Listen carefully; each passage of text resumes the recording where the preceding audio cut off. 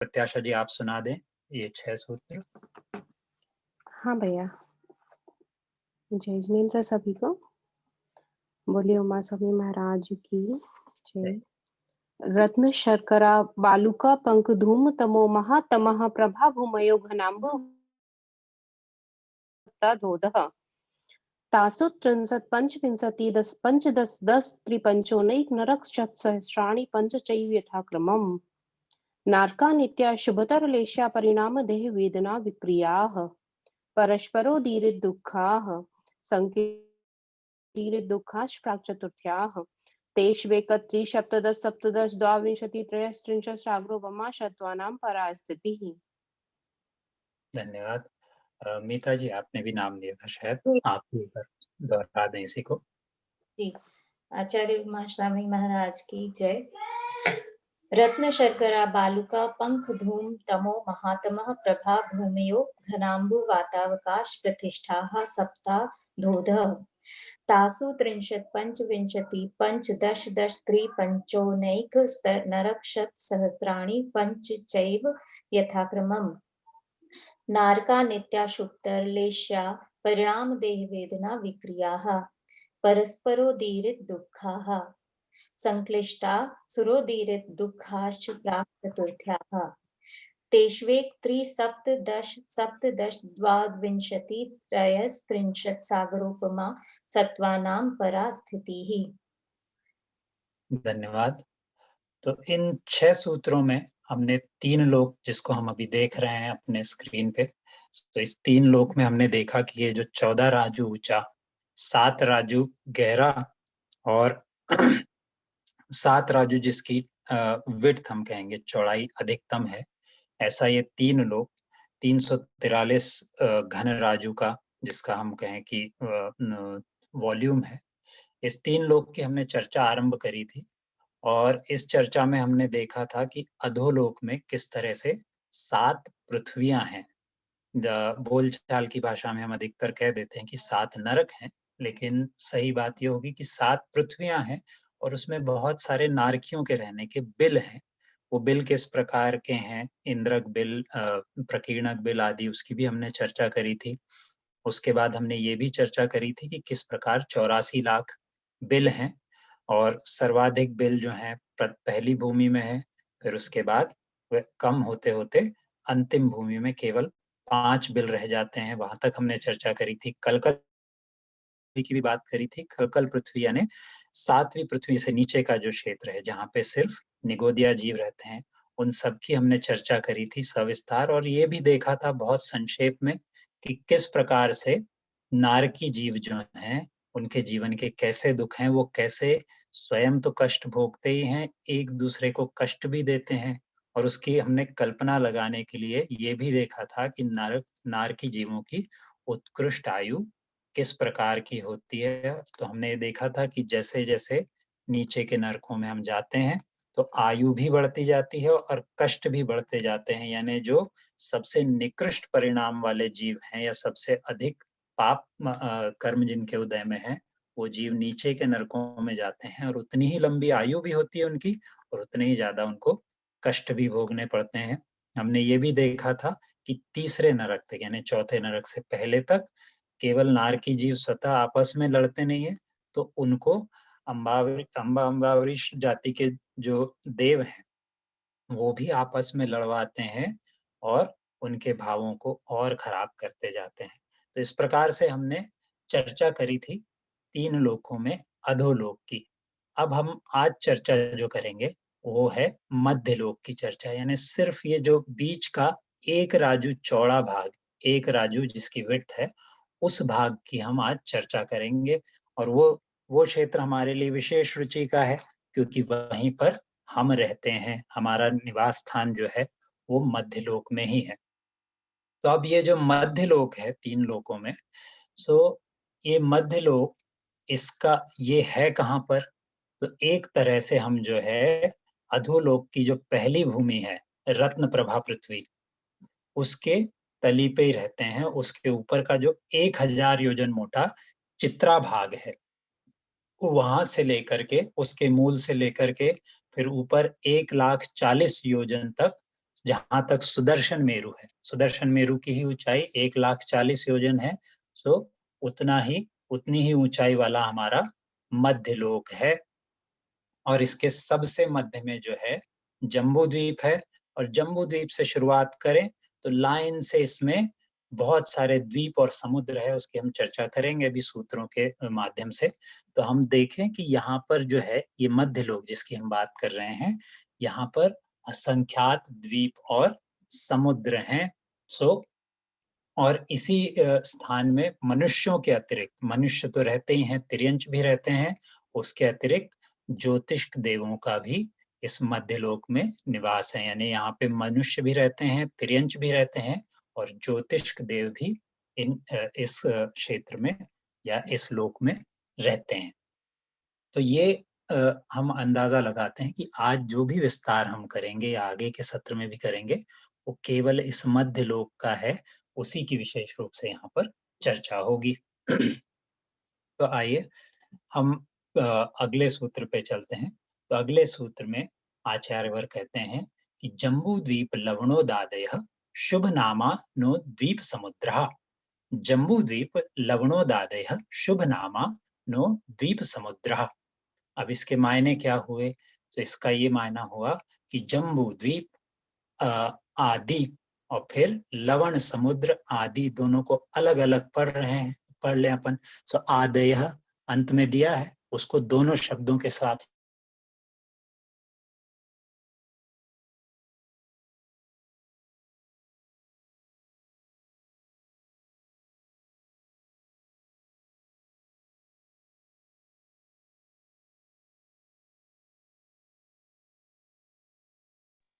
जोगेंद्र जी आपकी आवाज नहीं आ रही है शायद। हाँ भैया आपकी आवाज नहीं आ रही।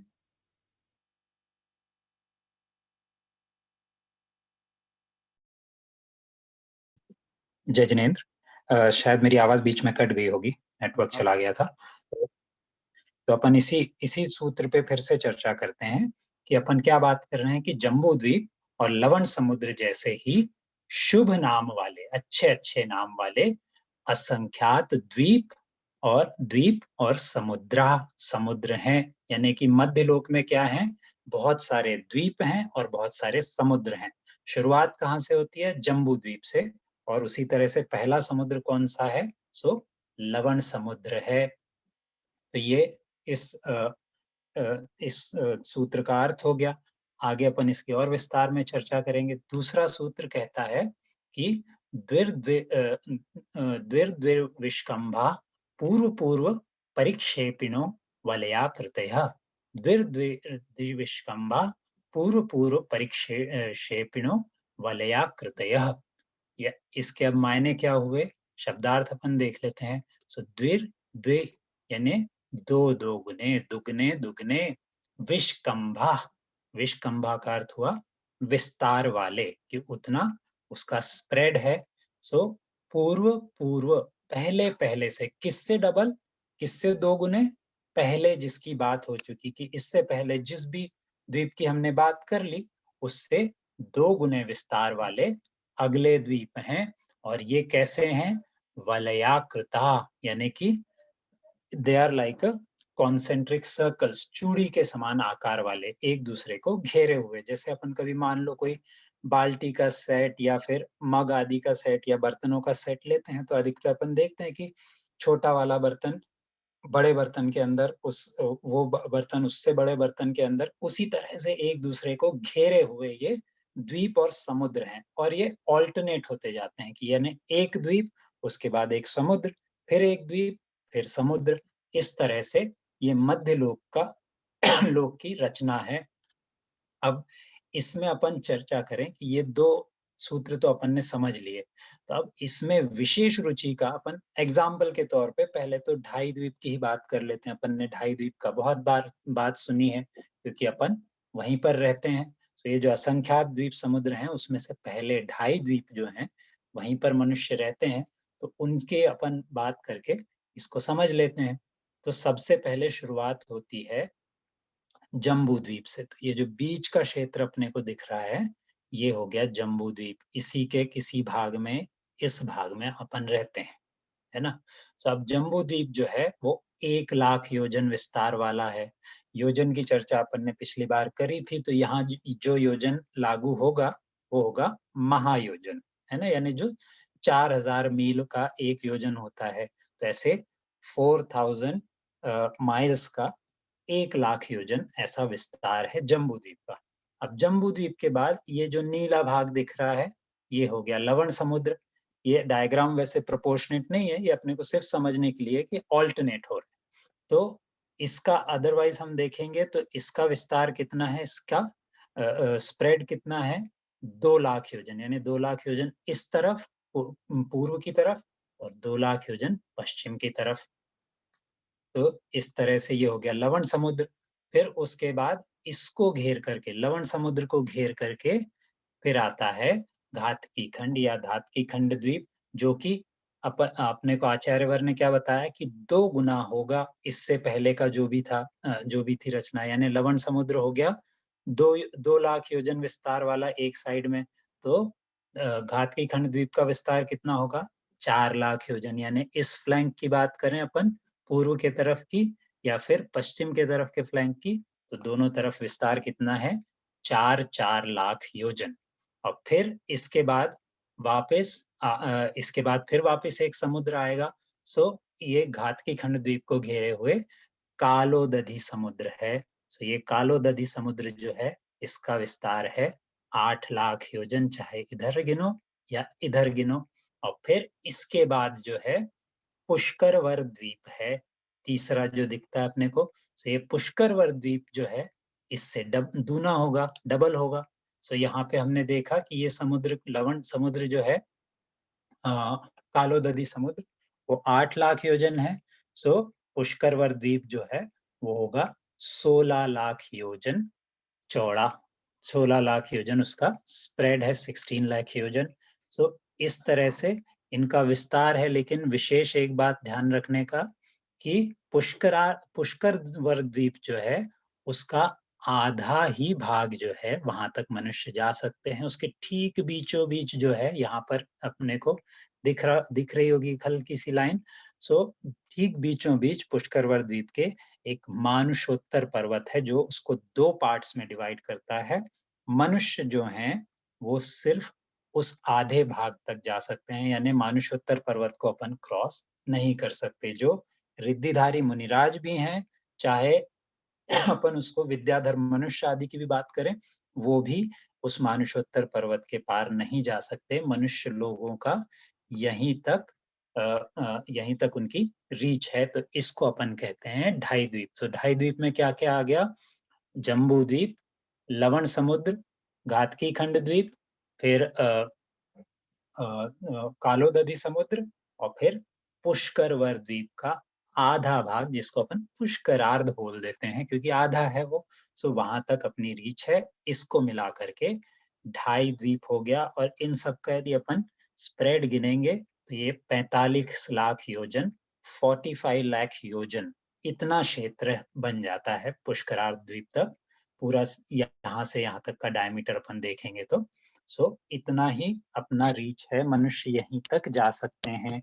अभी तो अपन पंचम काल में हैं। पंचम काल के मनुष्यों की बात करें तो अपन तो पूरा का पूरा जम्बू द्वीप भी नहीं जान पाते हैं।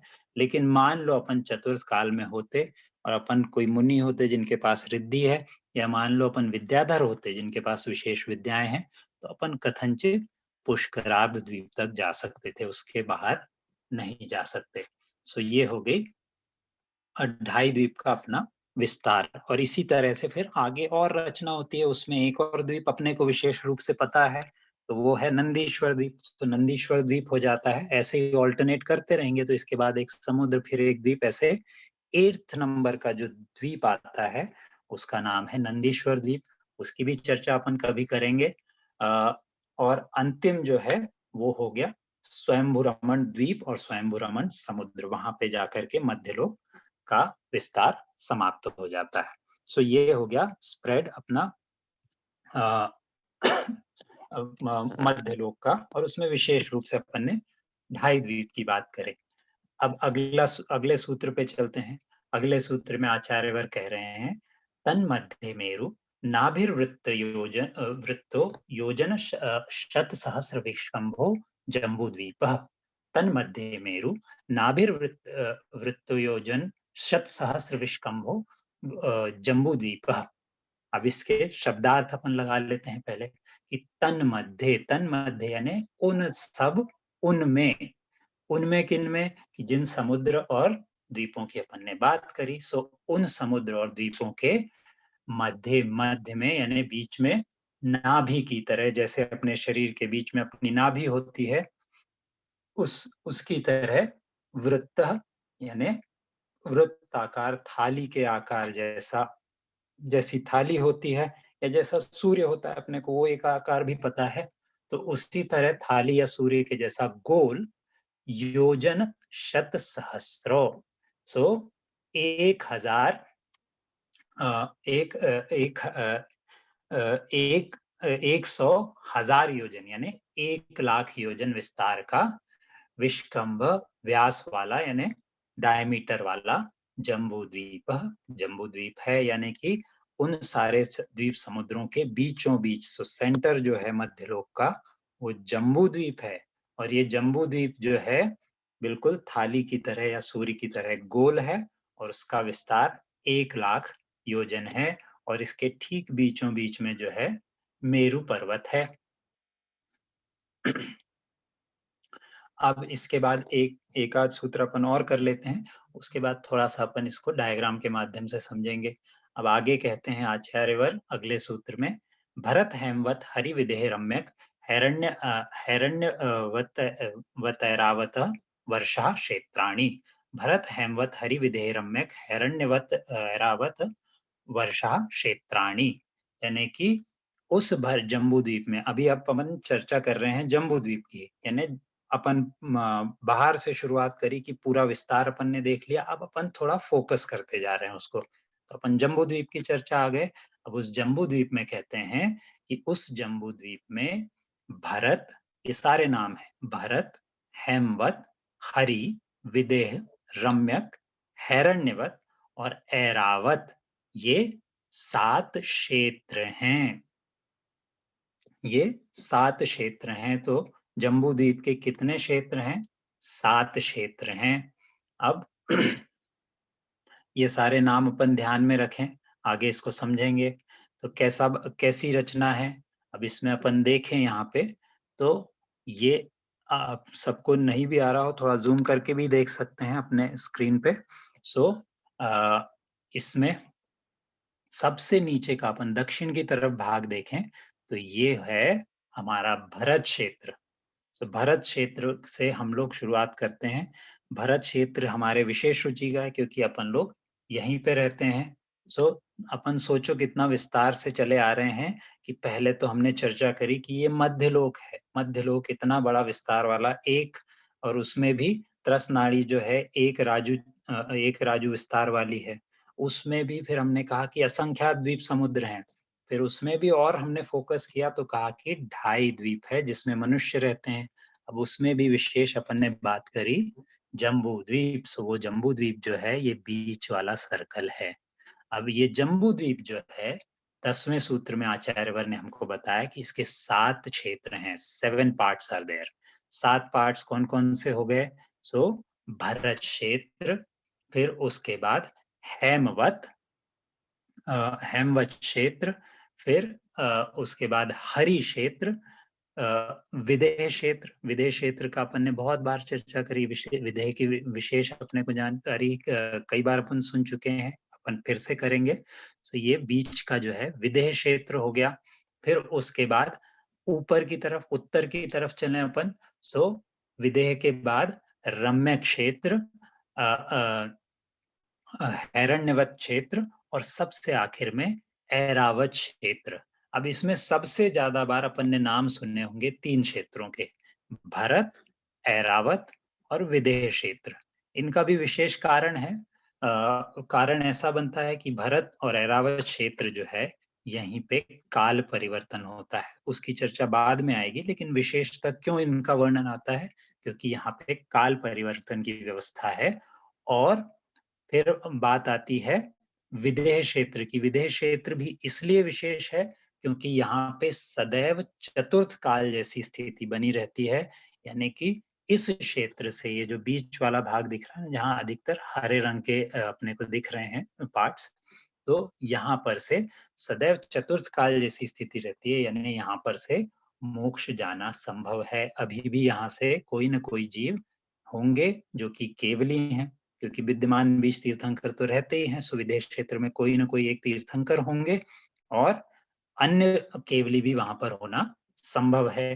तो इस तरह से ये रचना हो गई। सो ये गोलाकार जो है जम्बू द्वीप है, और जम्बू द्वीप के 7 क्षेत्र हैं, 7 पार्ट्स हैं, है ना। नाम अपन याद रख सकें तो रखें अपन उसमें कि भरत क्षेत्र, हेमवत, हरि, विदेह, रम्यक, हिरण्यवत और ऐरावत, 7 क्षेत्र हैं। अब इससे आगे की बात करते हैं कि ये 7 क्षेत्र हैं, तो ये डिवीजन होता कैसे है। तो उसके लिए भी एक सूत्र कह दिया आचार्यवर ने। सो आचार्यवर कहते हैं कि तद विभाजिनः पूर्वापरायता हिम हिमवन महाहिमवन हिमवन निषद नील रुक्मी शिखरिणो वर्षधर पर्वता। तद विभाजिनः पूर्वापरायता हिमवन महाहिमवन निषद नील रुक्मी शिखरिणो वर्षधर पर्वता। अब यहाँ पर भी कहा कि उन क्षेत्रों का तन विभाजिनः, कि तद विभाजिनः या तन विभाजिनः, ये क्या अर्थ हुआ कि उन क्षेत्रों का तन, उन क्षेत्रों का विभाजन या विभाग करने वाले 6 पर्वत हैं, 6 वर्षधर पर्वत हैं। तो ये जो वर्षधर पर्वत हैं, ये उन क्षेत्रों को डिवाइड करते हैं कि ये जो 6 एरियाज हैं, उसका डिवीजन किसके माध्यम से होता है, इन पर्वतों के माध्यम से होता है, इसलिए इनको वर्षधर पर्वत कहते हैं, है ना। डिवीजन करने वाले जो पर्वत हैं वो हो गए वर्षधर पर्वत। अब ये वर्षधर पर्वत जो हैं कौन कौन से हैं, तो उनके नाम दे दिए अपने को आचार्यवर ने कि ये जो हैं पूर्व से पश्चिम, अपन पिछली ही डायग्राम पे जाएं तो पूर्व से पश्चिम, पूर्व से पश्चिम या पश्चिम से पूर्व, यानी कि ऐसा स्प्रेड है इनका कि east to west, west to east, ऐसा स्प्रेड इनका है। सो ऐसे स्प्रेड वाले जो हैं ये 6 पर्वत हैं। इनके नाम क्या हैं, इनके नाम हैं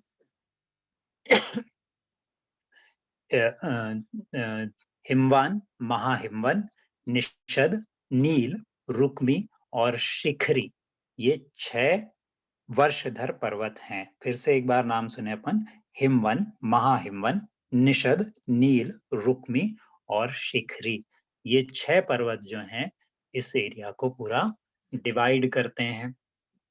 अब ये 6 पर्वत हैं, उसके बाद पर्वत हैं कैसे, तो मतलब इतना डिटेल में जा रहे हैं जबकि सूत्र है, सूत्र के हिसाब से सूक्ष्म है, लेकिन उसमें भी अपन देखें तो अपने को ये समझ में आना चाहिए कि केवली भगवान ने और कितने विस्तार में देखा होगा। यहाँ अपन देखेंगे कि थोड़ा थोड़ा करके ही अपने को कितना सारा उनके बारे में जानकारी दे दी। सो कहते हैं कि वो जो 6 पर्वत हैं वो कैसे रंग के हैं, उनके रंगों की भी चर्चा कर दी। सो कहा कि हेमार्जुन तपनीय वैडूर्य रजत हेममयः, हेमार्जुन तपनीय वैडूर्य रजत हेममयः।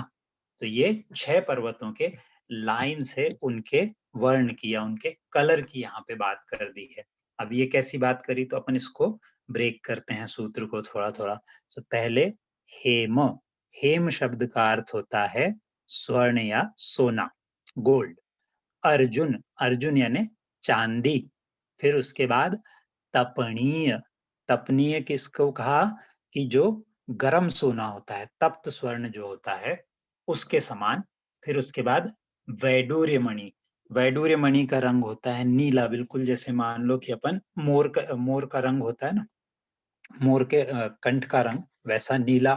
फिर उसके बाद रजत, रजत शब्द अपने को पता है चांदी को रजत कहते हैं, उसके जैसा। और फिर अंतिम वाला जो है हेममया, यानी कि स्वर्ण के समान। इस तरह से ये 6 पर्वत हैं। सो अपन लाइन से बात करेंगे तो हिमवन पर्वत क्रमशः रिस्पेक्टिवली वैसे कलर वाले हैं। तो हिमवन पर्वत जो है वो स्वर्ण के समान पीत वर्ण है या सिल्क के समान पीत वर्ण है। फिर महाहिमवन जो है वो चांदी की तरह सफेद है। निषद पर्वत सूर्य की तरह तपाए हुए सोने के समान के रंग वाला है। नील पर्वत मोर के कंठ की तरह नीला है। फिर रुक्मी पर्वत जो है वो चांदी की तरह सफेद है। और शिखरी पर्वत फिर से जिसको अपन कहें कि सिल्क की तरह, रेशम की तरह पीत वर्ण या स्वर्ण के समान है। अब इसी को अपन ये डायग्राम में थोड़ा सा इमेजिन करने की कोशिश करते हैं कि वही जो चर्चा अपन ने करी कि इसको यदि अपन ये मान ले कि ये अपना जम्बू द्वीप है, बाकी की सारी अपन ने इसमें से निकाल देते हैं डिटेल्स।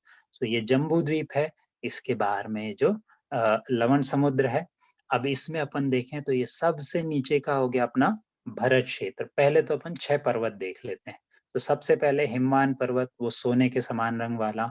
महाहिमवान पर्वत, ये चांदी के समान रंग वाला। फिर निषद पर्वत जो है, निषद पर्वत हो गया आपका तपाए हुए सोने के समान वर्ण वाला।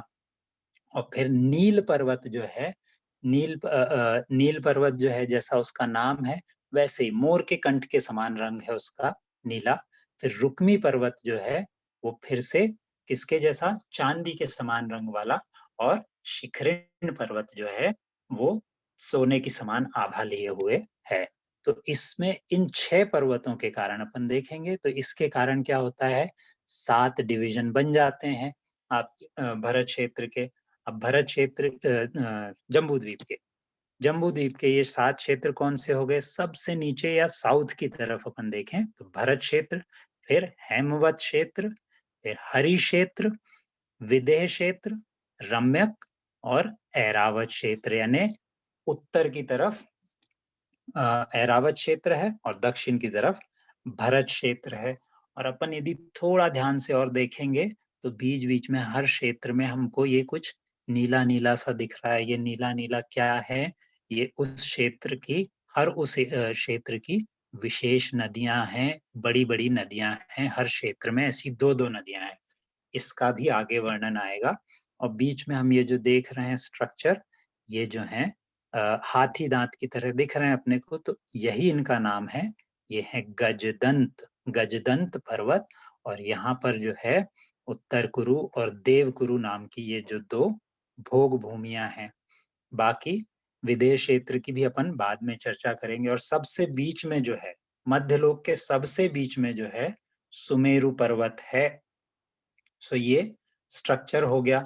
इसी को और थोड़ा अलग तरीके से अपन ये एक और बार इस डायग्राम में समझने का प्रयास करें तो इसमें क्या कहा कि अपने को ये देखिए, वही जो अपन चर्चा कर रहे थे, सबसे नीचे है भरत क्षेत्र। और भरत क्षेत्र में भी अपन कहते हैं आर्यखंड।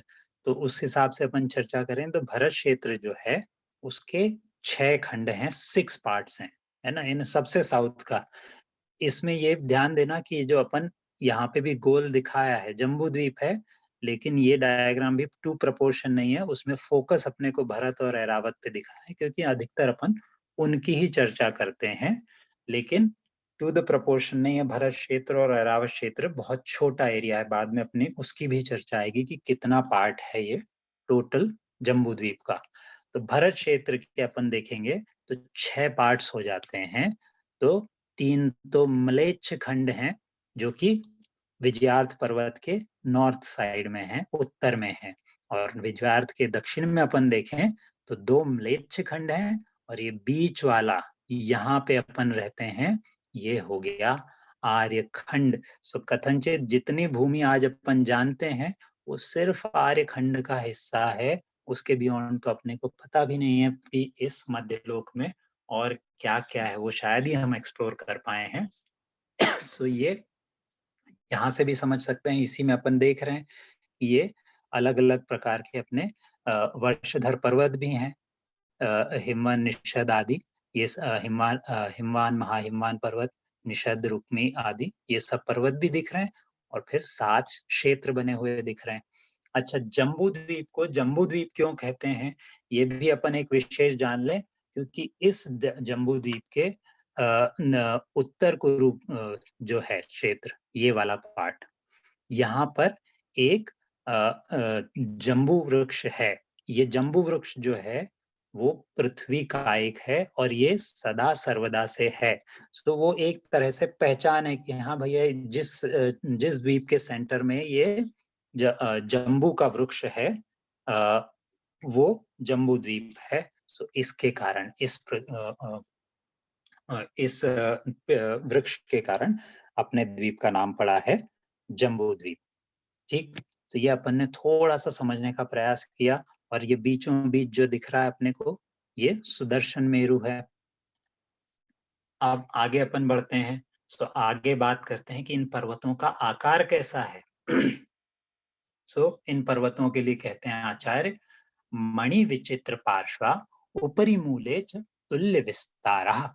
मणि विचित्र पार्श्वा उपरि मूले च तुल्य विस्तारः, यानी कि इन पर्वतों के पार्श्व भाग में क्या है, अनेक प्रकार की मणियों से खचित हैं। यानी इनके जो अपन साइड्स मान लें, उन साइड्स में बहुत प्रकार की चित्र विचित्र प्रकार की मणियां हैं। इतने सुंदर पर्वत हैं ये। और फिर इनका स्प्रेड कैसा है, जैसे अपन टिपिकली समझते हैं कि कोई पर्वत है तो वो पर्वत ऊपर की तरफ सक्रिय होते जाते हैं। यहाँ पर इनके बारे में जो चर्चा दी है उसके लिए कहते हैं कि ये मूल, मध्य और ऊपर इनका विस्तार समान है, यानी कि throughout they are like a wall. एक दीवार की तरह सीधे सीधे एक जैसे विस्तार वाले ये 6 पर्वत हैं। जो 6 पर्वत की अपन ने बात करी, उनका नीचे से लेके ऊपर तक एक जैसा विस्तार है, एक जैसी उनकी विड्थ है। सो ये उन पर्वतों के रचना के बारे में बताया कि उनके साइड्स में तो चित्र विचित्र प्रकार की मणियां हैं और ऊपर से लेकर नीचे तक जो है एक समान विस्तार वाले ये पर्वत हैं, बिल्कुल दीवार के जैसे। अब आगे बात करते हैं कि पर्वतों पे क्या क्या है, क्योंकि उन पर्वतों पे भी बड़ी सुंदर सुंदर रचनाएं हैं। तो इसके लिए कहते हैं आचार्यवर, पद्म महापद्म तिगिच्छ केशरी महापुंडरीक पुंडरीका हृदास्तेषामुपरि।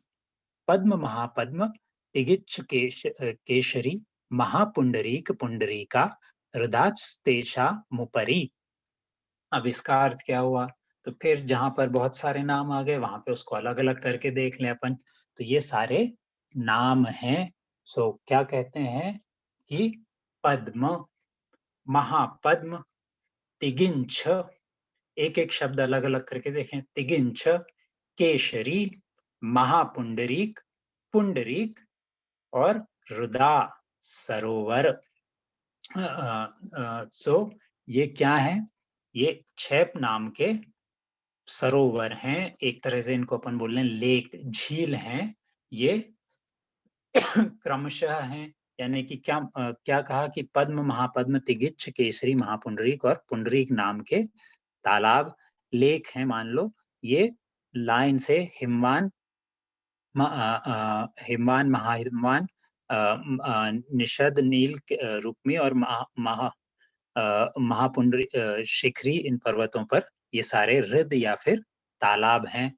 तो उस पर्वत पे उस नाम का तालाब या फिर जिसको कहें अपन कि लेक्स हैं।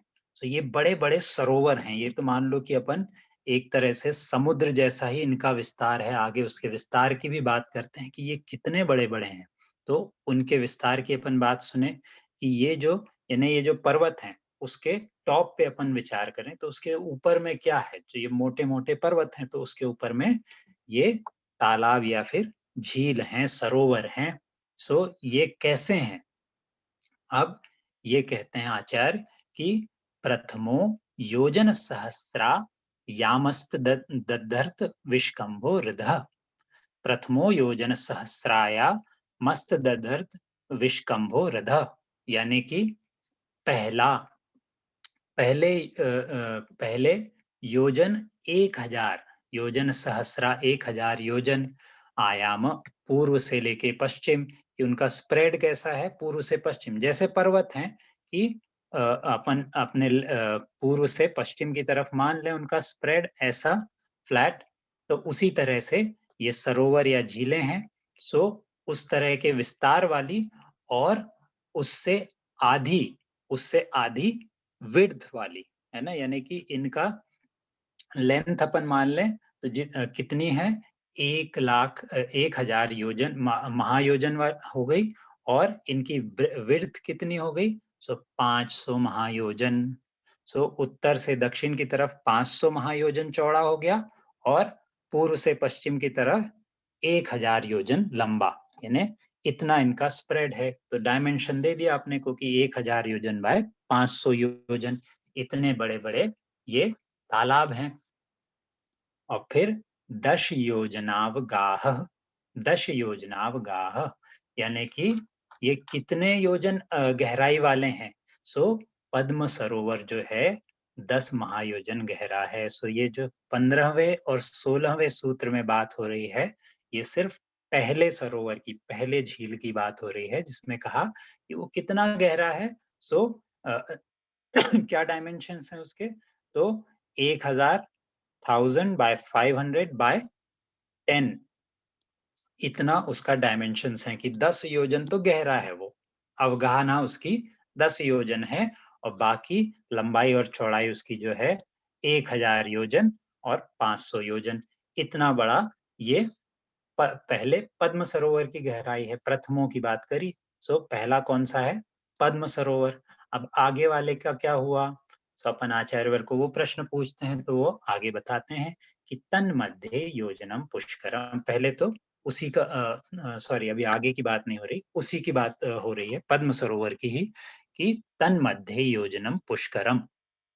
तन्मध्ये, तन्मध्ये अपन शब्द अब 3 बार आ गया है, तो अपने को अर्थ पता है कि उसके बीच में, किसके बीच में, पद्म सरोवर के बीच में, योजनम यानी 1 योजन विस्तार वाला क्या है, पुष्करम।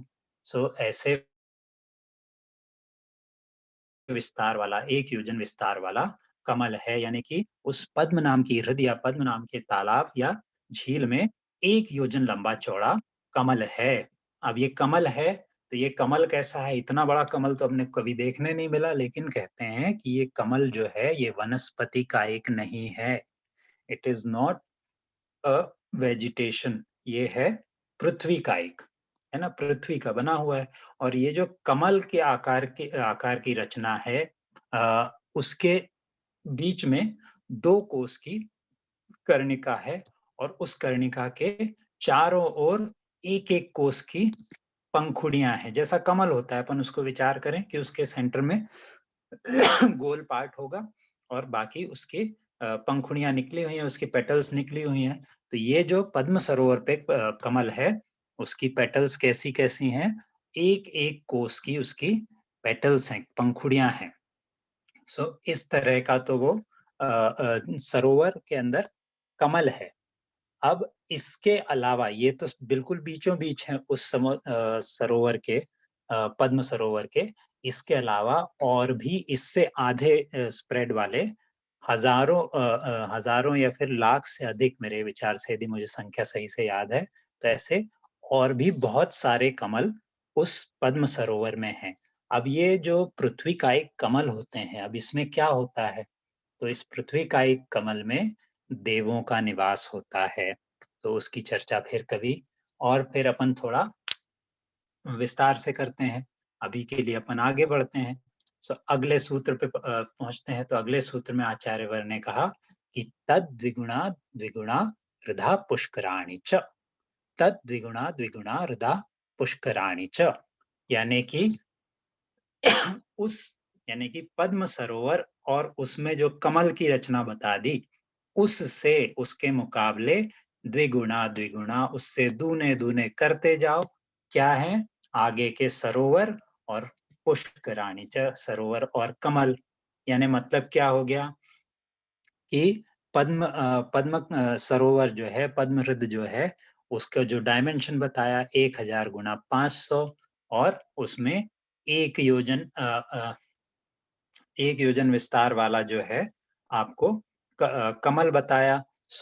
अब ऐसे इसकी बात करें तो अगले पे जब अपन जाएंगे, अगला सरोवर, दूसरे पर्वत पे जो सरोवर है, उससे दुगने प्रमाण का है, यानी कि महापद्म का विस्तार क्या हो जाएगा, महापद्म सरोवर का, कि वो 2000 योजन बाय 1000 योजन उसका डायमेंशन हो गया और उसकी गहराई कितनी हो जाएगी 20 योजन गहरा, 20 योजन गहरा। और उसके ऊपर जो कमल है वो भी डबल साइज का होगा, यानी कि 2 योजन विस्तार वाला। पहले पद्म सरोवर पे जो कमल है वो 1 योजन विस्तार वाला है, तो महापद्म जो है वो 2 योजन विस्तार वाला।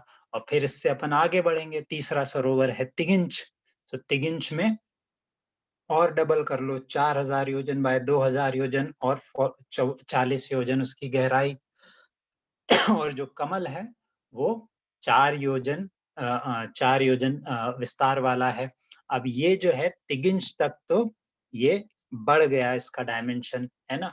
अब यहाँ तक आने के बाद उसके बाद फिर से, क्योंकि उतनी ही पृथ्वी कम हो रही है, यदि अपन उस डायग्राम पे वापस जाएं तो अपन देखेंगे कि ये जो पर्वत हैं ये यहीं तक बढ़ रहे हैं।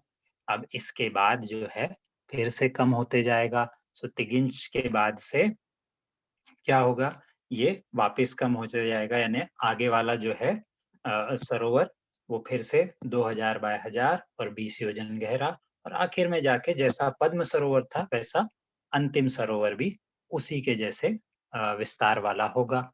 सो ये इनकी बात हो गई कि ये पर्वत जो हैं, जो वर्षधर पर्वत हैं वो हैं, और उनके ऊपर और उनके साथ में रचना कैसी है। सो इसकी चर्चा हो गई। अब अपन ने बात करी थी कि ये जो कमल हैं आदि, इन पे देव निवास करते हैं। सो कौन है, कौन रहने वाला है इसमें, कौन देव या देवियां रहते हैं, सो उनकी भी चर्चा आगे बताते हैं आचार्यवर। सो आचार्यवर अपने को कहते हैं कि तन निवासिन्यो देव्य श्रीघृति कीर्ति बुद्धि लक्ष्म्य पल्योपम स्थितय सामानिक परिषत्का तन्निवासिन्यो देव्य श्रीघृति कीर्ति बुद्धि लक्ष्म्य पल्योपम स्थितः तया सामायिक परिष्तकः।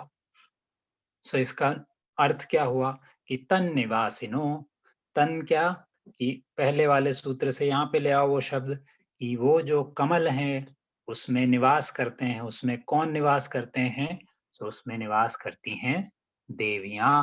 सो जितने कमल हैं उतनी देवियां हो गई। 6 कमल हैं विशेष रूप से, 6 सरोवर के मिला के, है ना। 6 लेक्स की अपन ने बात करी थी। सो उसमें कौन कौन सी देवियां निवास करती हैं, सो उनके नाम दिए हैं कि श्री, ह्री, धृति, कीर्ति, बुद्धि और लक्ष्मी। ये 6 देवियां हैं।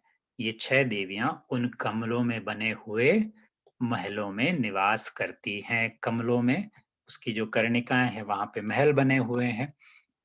इसके लिए अपन एक लिंक भी दे देंगे। कुछ भाई लोगों ने बहुत सुंदर इसमें प्रयास किया है, उन्होंने 3D एनिमेशंस वगैरह बनाए हैं। तो किस तरह से अपन इसको इमेजिन कर सकते हैं, अभी के लिए तो अपन चर्चा सुन के ही विचार करें कि वहां पे बड़े बड़े पर्वत हैं, पर्वतों के ऊपर में बड़े बड़े लेक्स हैं, उसमें कमल हैं और कमल के बीचों बीच महल बने हुए हैं और उसमें ये देवियां जो हैं उनके निवास हैं और उनके परिवार रहते हैं। और ये जो देवियां हैं, इसी सूत्र में उनकी आयु की भी बात कर दी कि उनकी आयु जो है एक पल्ले की है और वे सामानिक और पारिषद जाति के देवों के साथ रहती हैं। यानी कि बड़े कमल के आसपास जो और कमलाकार टापू हैं, उस यानी कमल के आकार के टापू, छोटे छोटे आइलैंड्स बोल रहे हैं अपन उसको, उस पर जो भी मकान या महल बने हुए हैं उसमें सामानिक और पारिषद जाति के देव रहते हैं। और ये जो देवियां हैं जिनकी अपन बात करते हैं, सो इसमें ये देवियां जो हैं सौधर्म और ईशान इंद्र की आज्ञा में आती हैं। इनकी और भी चर्चा आएगी आगे कभी। और सामानिक जाति के देव और पारिषद जाति के देव कौन से होते हैं, तो ये चतुर्थ अध्याय जब आएगा तो उसमें अपने को और क्लियर हो जाएगा। तब तक के लिए अपन ये चर्चा रखते हैं। अभी तो अपन अगले सूत्र पे चलते हैं। अब अगले सूत्र में और विस्तार से बताते हैं आचार्य कि पहले तो ये 7 क्षेत्र, 6 पर्वत और उन पर्वतों पे क्या क्या रचना है उसके बारे में बात करी। अब भाई कोई द्वीप है तो द्वीप पे जरूर जल राशि भी होगी। तो जल राशि या फिर नदियां किस प्रकार की हैं उसकी चर्चा करते हैं इस 20वें सूत्र में। तो आचार्यवर अपने को बताते हैं कि गंगा सिंधु रोहित रोहितास्य हरिवद्धरिकांता सीता सीतोदा नारी नरकांता सुवर्ण रूपकुला रक्ता रक्तोदा सरितस्य तस्नन् मध्य गह। गंगा सिंधु रोहित रोहितास्य हरिद्धरिकांता सीता सीतोदा नारी नरकांता सुवर्ण रूपकुला रक्ता रक्तोदा सरितस्य तन्मध्य गह। यानी कि अब ये सारे बहुत सारे नाम हो गए, तो ये नाम ही हैं, इसलिए घबराना नहीं कि इतना बड़ा सूत्र है, एक एक नाम पढ़ते चलते हैं अपन। सो कहते हैं कि उन 7 क्षेत्रों में, ये जो 7 अपने को एरियाज बता दिए जम्बू द्वीप के, उनमें हर क्षेत्र में 2-2 नदियां हैं। जो मेन है उन्हीं की बात कर रहे हैं, क्योंकि आगे जब चर्चा आएगी तो अपने को समझ में आएगा कि ये तो सबसे बड़ी नदियां हैं, इनकी सहायक बहुत सारी नदियां होती हैं। सो क्या कहा, तो उसमें कहा कि ये इनको पेयर में पढ़ना है अपने को। सो गंगा सिंधु रोहित रोहितास्या हरि हरिकांता सीता सीतोदा नारी नरकांता सुवर्ण रूप्यकुला रक्ता रक्तोदा। ये 14 नदियां हैं। 7 क्षेत्र हो गए, हर क्षेत्र में 2-2 नदियां हो गई, एक पूर्व की तरफ जाने वाली, एक पश्चिम की तरफ जाने वाली। ऐसे मिला के ये 2-2 पेयर की 14 या 14 नदियां हो गई। सो ये 14 नदियों की अपने को आचार्यवर ने जानकारी दी। अब इसमें अपन देखेंगे तो कौन सी कहाँ पे बहने वाली है उसकी भी अपने को जानकारी मिल सकती है, अपन आगे देखेंगे। अब ये 14 तो नदियां बता दी, अब सब एक ही तरफ जाती हैं क्या, तो नहीं। आचार्यवर कहते हैं कि द्वयो द्योर पूर्वा पूर्वगः, द्यो द्योर्वः पूर्वा पूर्वगः। यानी कि इन नदियों में से एक एक क्षेत्र में 2-2 नदियां बहती है, और उन 2-2 नदियों में जो पहला पहला नाम है, अपन ने पेयर्स पढ़े थे नाम के पिछले सूत्र में अपन देखें तो पिछले सूत्र में कहा था गंगा सिंधु रोहित रोहितास्या हरित हरिकांता। तो इसमें से जो पेयर में से पहली पहली नदी है वो नदी पूर्व की तरफ बहती है, पूर्व दिशा की तरफ बहती है, और उसी तरफ से जाकर के समुद्र में मिलती है। यानी यहाँ पे कैसा हो जाएगा कि गंगा रोहित हरित सीता नारी सुवर्णकुला और रक्ता, ये 7 नदियां जो हैं पूर्व के समुद्र में जाकर के मिलती हैं, ईस्ट साइड से फ्लो होती हैं। अपन अपने को जो मालूम है उस गंगा नदी का भी देखें तो वो पूर्व की तरफ ही जाती है, ईस्ट की तरफ ही जाती है। अब इसके बाद फिर कहा कि अच्छा उसके बाद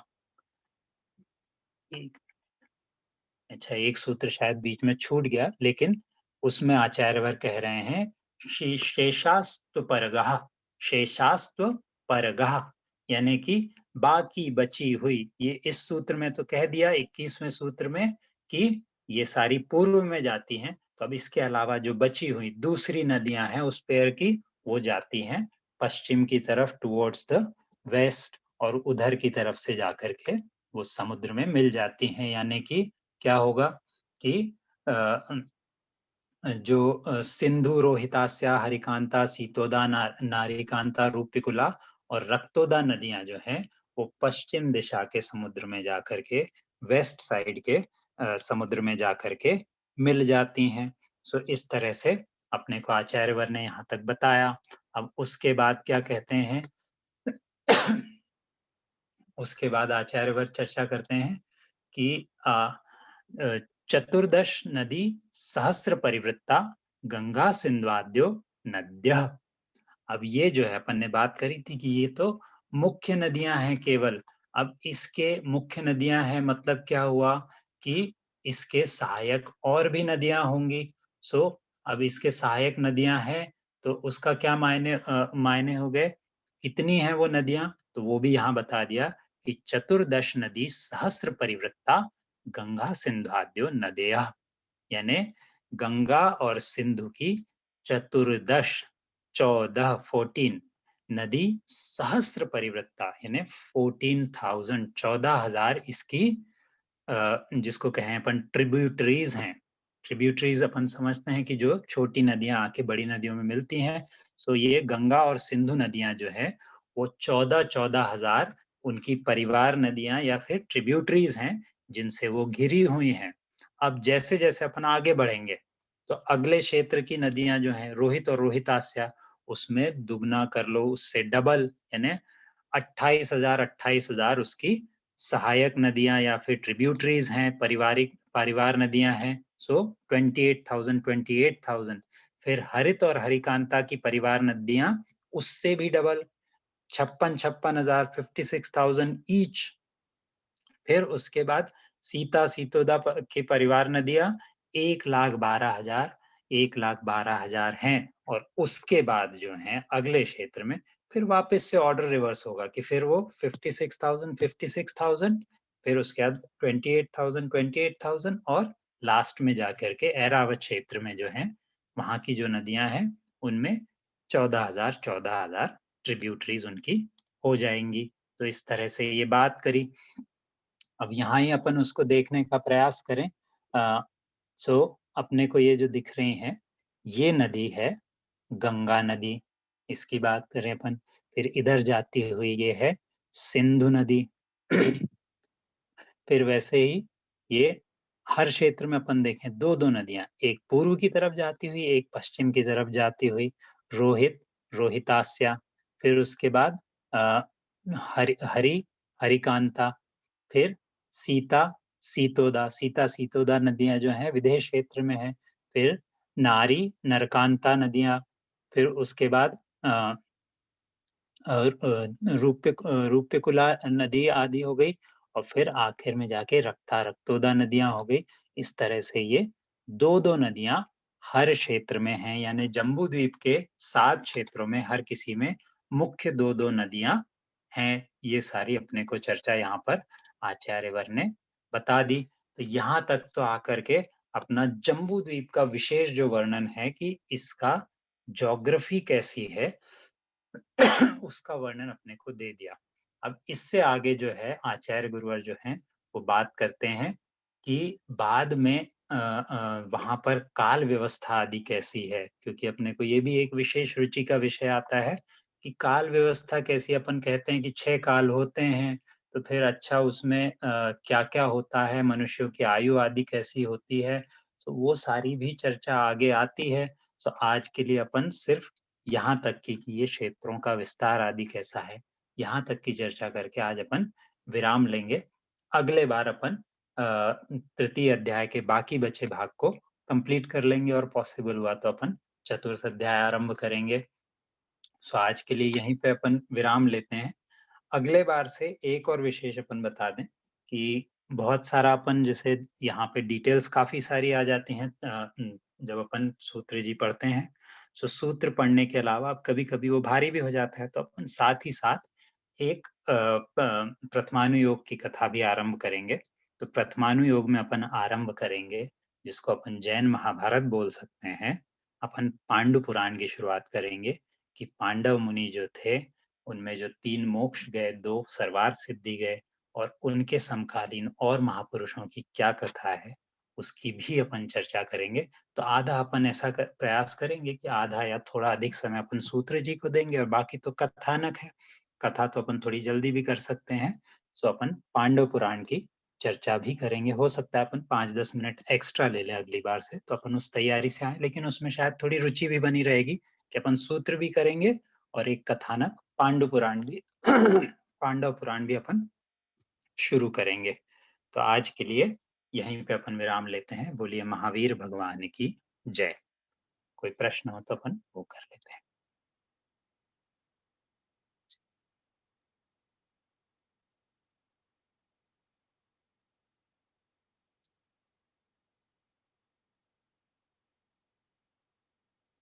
चलिए, कोई प्रश्न नहीं है तो अपन आज अरिहंत भाई, हमारे छोटे से भाई, वो जिनवाणी स्तुति करने वाले हैं।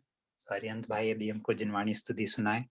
एक प्रश्न है योगेंद्र जी, ये जो आचार्यवर ने लिखा हुआ है, ये उनके समय जो विस्तार था, जो उनको दिखा वो था, या फिर जो भगवान ने बोला हुआ है? नहीं नहीं नहीं, ये तो निश्चित है कि भगवान ने जो कहा, क्योंकि हुँ, इसमें शुरू में ही कह देते हैं वो अपन, या फिर इसकी टीकाओं में भी पढ़े तो सब जगह यही आता है कि जो भगवान ने कहा हुँ, उसमें हुँ। से जो हमारे पास आया केवल उसी का विस्तार है। अच्छा, अच्छा। ठीक है, नहीं मतलब मेरा ये था कि ऐसा नहीं कि आचार्य उमा स्वामी के पास कुछ मतलब हो सकती है और रिद्धि जो बोलते हैं, कि उनने जो हम्म देखा और उसके हिसाब से लिखा है, ऐसा नहीं है। देन जो हम्म भगवान ने जो बोला है बस उसी को उन्होंने बताया हुआ है इधर। बिल्कुल बिल्कुल, आचार्य परंपरा से उनके पास जैसा आया बस उन्होंने बताया। हुँ। और साथ में ये भी संभव रहता है कि जो भगवान ने जो उस समय था और फिर काल जो परिवर्तित होता है उसके हिसाब से कुछ चेंजेस भी आते हैं। हो सकता है कि उस समय जो था और अभी जो है उसमें कुछ-कुछ हम्म चेंजेस भी आए होंगे। ये जो भूमि की जो बनावट है या फिर कितनी हाँ नहीं, फॉर ये एग्ज़ाम्पल इतनी नदियाँ हैं और हो सकता है हम्म कि वो नदी एक और स ओ सहायक नदी निकल आई हो कहीं से। हो सकता है चेंज नहीं, भी उसमें हुए होंगे। उसमें ये अपन माने कि जो मोटा-मोटा विस्तार है, वो हुँ, तो हुँ। बिल्कुल चेंज नहीं होता, वो तो जैसा का तैसा रहेगा। बाकी हुँ, जहाँ हुँ। पे काल परिवर्तन है, खासकर भरत और ऐरावत में, यहाँ तो फिर भैया कौन-सा पर्वत बड़ा था, कौन-सा छोटा था, अपन जो पर्वत जानते हैं, वो तो हुँ, चेंज हुँ। होते रहेगा, है ना? जो मूल रचनाएँ हैं, जम्बूद्वीप की मान लो या ढाई द्वीप की मान लो, वो नहीं बदलती हैं। हाँ, मतलब मोटा-मोटा तो सेम रहेगा, उसमें कुछ नहीं है, लेकिन मोटा-मोटा बस सेम एक हमेशा, जैसे बिल्कुल, एक इतनी लंबी नदी है, उसके बीच में कोई द्वीप आ जाए इधर-उधर से, तो हो सकता बिल है क्योंकि अपन देखते भी रहते हैं कि जो अभी हुँ, समुद्र उनमें से कुछ निकल के आ गया बीच में द्वीप, तो वो पॉसिबल है। करेक्ट। ठीक है, हरिचंद्र भाई। योगेंद्र जी, सॉरी, हुँ, जी, मैं ये पूछना चाह रहा था, जो जी, इसमें नदियों का जैसे वर्णन किया है, जी। और उसमें अगर अपन जैसे हमारे जो हम तो बहुत छोटी हमारी नॉलेज है कि भई हमने गंगा जैसे नदी भारत में सुनी है। हुँ, जितना मेरा नॉलेज कहता है कि ये नदियों के नाम और जो शास्त्र में जो लिखे हैं, वो नदियों के नाम अलग हैं, मतलब वो सेम नदियाँ नहीं है। हुँ। जैसे अ, गंगा नदी का वर्णन आया है, तो जैसे बराबर। भारत में जिसको हम गंगा नदी के नाम से जानते हैं, हुँ। वो वाली गंगा नदी को यहाँ रेफर नहीं किया है, ऐसा है या कुछ और है इसमें?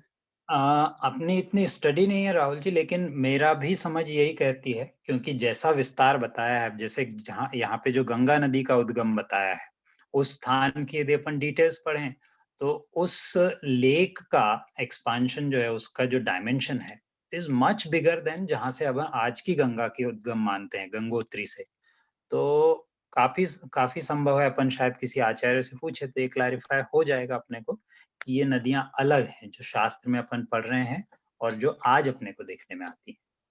हाँ, मेरा हाँ, तो मेरा थोड़ा-सा ऐसा भी लगता है कि जिनको हम ये समुद्र बोल देते हैं, चारों तरफ से घिरे हुए हैं, वो बिल्कुल। नदी तो नहीं होंगी, ऐसा भी लग हो सकता है हाँ, फिर। संभव है क्योंकि जैसा उनके डायमेंशंस बताए हैं जितने बड़े-बड़े, वो तो लगभग समुद्र के बराबर ही हैं। अब जैसे ये सरोवर हैं जिसको तालाब कह रहे हैं आचार्य, हृद कह रहे हैं, उसका डायमेंशन का विचार करें अपन कि 2000 योजन लंबा कोई यदि तालाब हो, तो उसका 2000 इंटू 4000 माइल्स, कितना बड़ा तालाब हो गया। हाँ, तो 4000 माइल्स जो है शायद मेरे ख़्याल पूरा जो दुनिया जिसको अपन वर्ल्ड मैप के हिसाब से जानते हैं, वो हाँ, 4000 मील में पूरी दुनिया लगभग, मतलब बिल्कुल अगर डिटेल में नहीं जाएँ, तो हुँ, उस माप-तोल पे पूरी दुनिया जो है आजकल नाप ली जाती है। तो बिल्कुल और उस तो उस हिसाब से मतलब ये इसीलिए मैं कहना चाह रहा था ये चीज़ कि जहाँ तक मैंने पढ़ा है, सुना है, ये नदियों से बिल्कुल, अपन इनको कंपेयर करके और ऐसा अश्रद्धान ना कर लेवें कि भई इतनी सारी नदियाँ, उपनदियाँ कहाँ हैं, किसने देखी, बहुत जल्दी अश्रद्धान हो जाता है। तो बिल्कुल। वो मिक्स ना करके अपन आगम जो है, और जो अभी अजीत जी ने सवाल पूछा था ना, उसमें भी यही है कि जो आपने क्लैरिफ़ाई करा, ये जो है ये केवल केवल ज्ञान के द्वारा देखा गया है, तो इसमें अश्रद्धान का कोई प्रश्न अपने उठना नहीं चाहिए। पर हालाँकि प्रश्न जो है, जिज्ञासाएँ जो है वो उठती रहें, लेकिन अश्रद्धान ना उठे, बस इसी हिसाब से अपन आगे चलें। बिल्कुल, बिल्कुल, इसीलिए अपने को जैसे अपन चर्चा भी करते हैं कि अब वो सरोवर आदि में कमल की जब बात आती है, तो अब वो कमल पे देवी रह रही है, तो एक विषय ये भी आता है कई लोगों के मन में कि अरे! ऐसे किसी कमल आदि पे देवी कैसे रह सकती? वो तो वनस्पति है, क्या उस वनस्पति पे रहने वाले बाकी जीवों को कष्ट नहीं होगा? हाँ उसमें वो हाँ क्लैरिफाई कर दिया कि भैया वो वनस्पति नहीं है, वो पृथ्वी का एक है, वो तो कमल जैसी रचना है। हाँ हाँ। और जो अजीत जी आप पूछ रहे थे ना कि जो चेंजेस होते हैं, वो एक मैंने किसी विद्वान ने समझाया था, त्रिलोकपनत्ति शास्त्र में ऐसा आया था कि भगवान नेमिनाथ के समय पे जो पृथ्वी है उसमें कुछ चेंजेस हुए थे, ऐसा भी उन्होंने वर्णन किया है। अब वो मुझे डिटेल नहीं मालूम है, लेकिन हाँ जो लोकल चेंजेस हैं वो पॉसिबल हैं। लेकिन जैसे योगेंद्र जी कह रहे थे कि जो पूरा एक स्ट्रक्चर है कि वलय है और इस तरह से द्वीप है, समुद्र है, वो स्ट्रक्चर सेम है, लेकिन उसमें कहीं किसी द्वीप में छोटी कहीं एक जगह पे जाके अगर लोकल चेंजेस हैं तो वो पॉसिबल है। अपन इसको ऐसे भी समझ सकते हैं कि यदि मॉडर्न साइंस की भाषा में अपन समझें तो ऐसा देखिए कि अपन स्पेस से यदि पृथ्वी को देख रहे हैं, है ना, अपनी अर्थ जो है, तो अब अर्थ पे अपन ये मान लेते हैं कि ठीक है, वो जो हिमालय पर्वत है आज का, वो कभी ऑस्ट्रेलिया की तरफ था और यहाँ ऊपर आ गया। ठीक, ये बहुत बड़ा चेंज हो गया हमको यहाँ लोकल दृष्टिकोण से। लेकिन यदि स्पेस से हम इस पृथ्वी को देख रहे हैं तो स्पेस वालों को कोई फर्क नहीं पड़ा, उनको वो गोल पृथ्वी दिख रही है कि हाँ ये तो ठीक है, ऐसा ही स्ट्रक्चर है, ये चमकता है, नीला है, ये वाली पृथ्वी है, यह प्लानेट को अर्थ कहते हैं, है ना। तो वो लोकलाइज चेंजेस तो हो सकते हैं, लेकिन जो मोटे मोटे स्ट्रक्चर्स हैं वो नहीं बदलेंगे। अभी जैसे जो लवण समुद्र भी हम बोलते हैं, तो आज के जहाँ के भी समुद्र हैं वो सब खारे ही होते हैं। तो मतलब ये कि और ऐसा बोला भी जाता है कि पहले पृथ्वी पूरी एक थी, मतलब लैंड जो थे वो जुड़े हुए थे। अभी हो सकता है कि समय के साथ वो टूट गए हैं और बीच में समुद्र थोड़े भर गए हों आके। बिल्कुल बिल्कुल, वो भी इंटरेस्टिंग टॉपिक है। यदि अपन कोई उसमें समय इन्वेस्ट करे और उसको साइंटिफिकली स्टडी करें तो ये बिल्कुल संभव है कि जो केवली भगवान ने कहा है उसको हम समझ सकते हैं, लेकिन अभी अपने पास ना तो उतनी समझ है या फिर टाइम भी नहीं देते हैं अपन लोग उस चीज को। लेकिन अश्रद्धान करने वाली कोई बात ही नहीं है उसमें।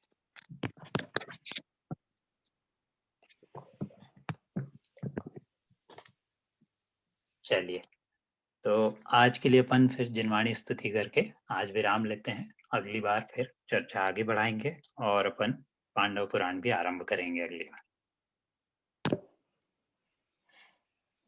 जय जय जिनेन्द्र।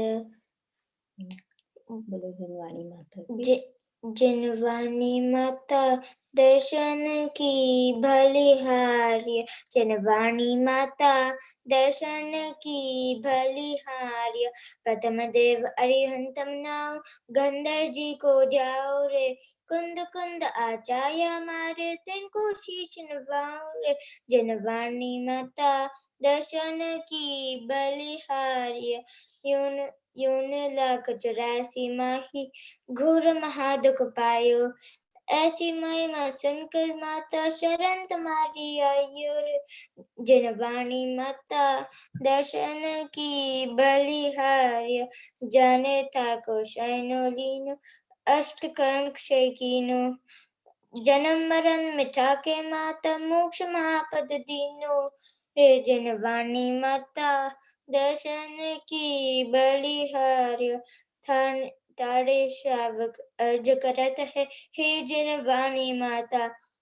वादशांग 14 पूरब का कर दो हमको ज्ञात रे। जिनवाणी माता दर्शन की बलिहार्य।